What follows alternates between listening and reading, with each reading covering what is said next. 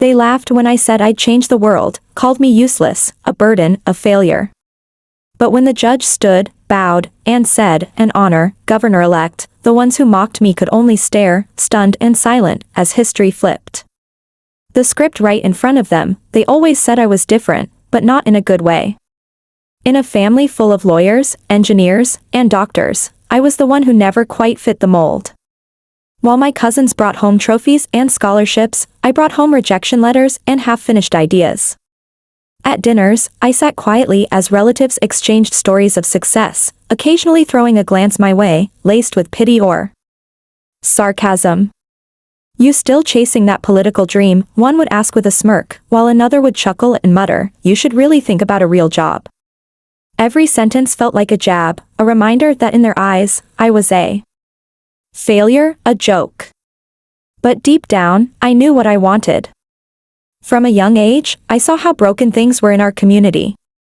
I saw families struggling, schools underfunded, people losing faith in a system that was supposed to protect them. I didn't want to be rich. I didn't want to be famous.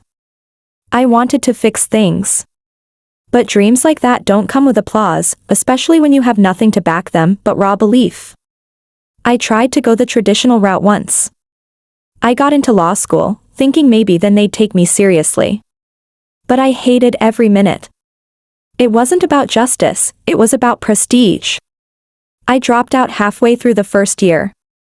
That decision was the final nail in the coffin for my reputation in the family. They told me I'd ruined my future. "You'll regret this," my father had said coldly. "You had a chance to make something of yourself." They didn't understand that I wasn't quitting, I was choosing a different path. I joined grassroots movements, knocked on doors, listened to people, and learned more about the real world in 6 months than I ever had in school. I worked minimum wage jobs to stay afloat, handing out campaign flyers by day, cleaning offices at night. There were days I couldn't afford a proper meal, nights I slept in my car, freezing or sweating through the seasons. Every time I lost a local election or got ignored by city officials, their voices echoed in my head, "Told you so." But those defeats didn't break me. They built me. I learned what worked, what didn't, and what truly mattered to the people I wanted to serve. And every time someone said, "You're wasting your life," I used it as fuel. I wasn't chasing attention, I was building something real, something lasting. I watched other politicians make promises for cameras, while I made them face-to-face with people who needed change. I didn't have money, a big last name, or connections, but I had grit. And slowly, word began to spread.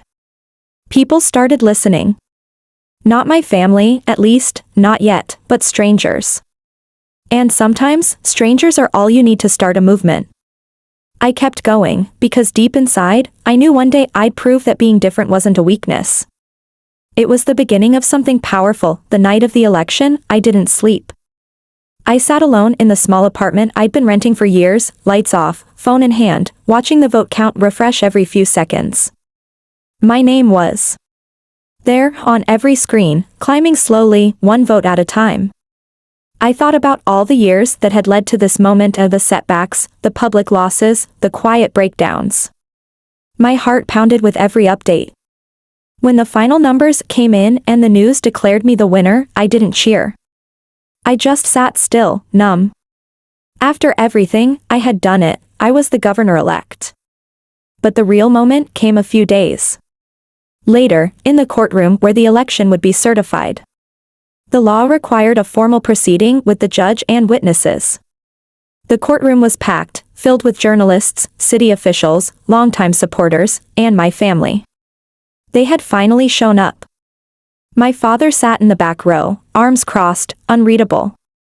My mother clutched her purse tightly. My siblings avoided eye contact.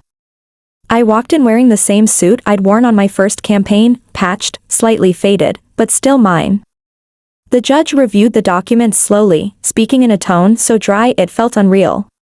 Then, right before signing, he looked up, took off his glasses, and stood. His next words dropped like a thunderclap across the room.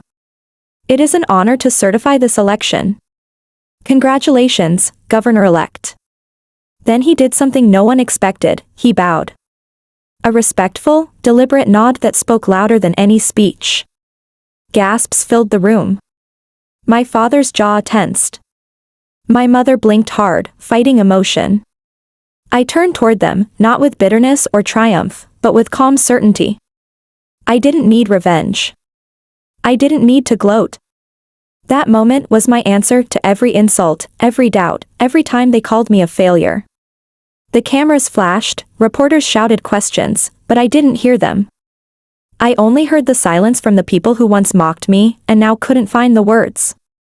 After the ceremony, I walked outside into the cold air.